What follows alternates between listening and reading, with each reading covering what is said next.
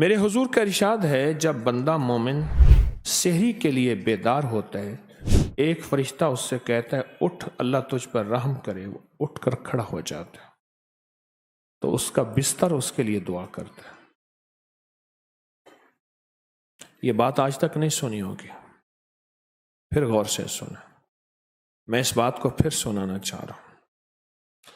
میں جب بندہ مومن سحری کے لیے بیدار ہوتا ہے، سحری کے لیے، تو ایک فرشتہ اس سے کہتا ہے اٹھ اللہ تجھ پر رحم کرے، اور جب وہ اٹھ کھڑا ہوتا ہے تو اس کا بستر اس کے لیے دعا کرتا ہے۔ اے اللہ، اب دعا کیا کرتا ہے؟ ذرا دعا سننا، دل ٹھنڈا ہو جائے گا۔ اے اللہ، اس کو جنت کے مبارک بستر عطا فرما۔ اب بستر چھوڑتے ہیں سحری کے لیے۔ اچھا، پہلے لوگ آپ کو اٹھاتے تھے، خود اہتمام سے ماشاءاللہ اٹھ کے اور جلد سے جلد سحری کر کے اور خدمت والوں کو فارغ کر دیتے ہیں تاکہ وہ بھی سحری کرے اور سمیٹ لے سارا نظام۔ اور جب وہ جوتا پہنتا ہے، اور ہاں جب وہ کپڑے پہنتا ہے، اس کے لیے دعا کرتے ہیں اے اللہ اس کو جنت کے جوڑے عطا فرما۔ اور جب وہ جوتا پہنتا ہے، جوتے اس کے لیے دعا کرتے ہیں اے اللہ پل صراط پر اسے ثابت قدم رکھنا۔ کیا مبارک کمال ہے، کیا برکت ہے۔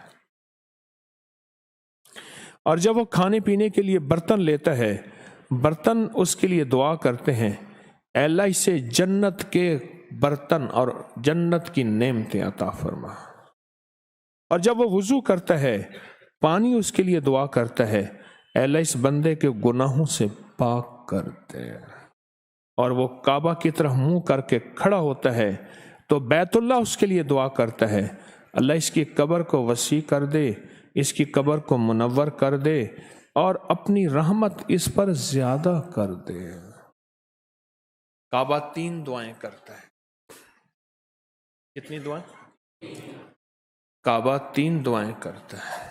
پہلی دعا یہ کرتا ہے کہ اللہ اس کی قبر کو وسیع کر دے، اور دوسری دعا کرتا ہے اس کی قبر کو منور کر دے، اور تیسری دعا کرتا ہے اپنی رحمت اس پر اور زیادہ کر دے۔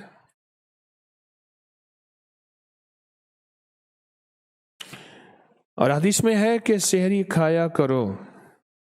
ایک اور خوشخبری بھی سن لو۔ حدیث میں ہے کہ سحری کھایا کرو، سحری کے کھانے کے ہر لقمے کے بدلے 60 سال کی عبادت کا ثواب ملتا ہے۔ اس ویڈیو کو لائک اور شیئر کریں، اب کریں یوٹیوب چینل کو سبسکرائب کریں اور روزانہ زیادہ سے زیادہ سبسکرائب کروائیں۔ آپ دوسروں کے لیے صدقہ جاریہ بنیں گے، اللہ پہلے آپ کے دکھ ڈالے گا۔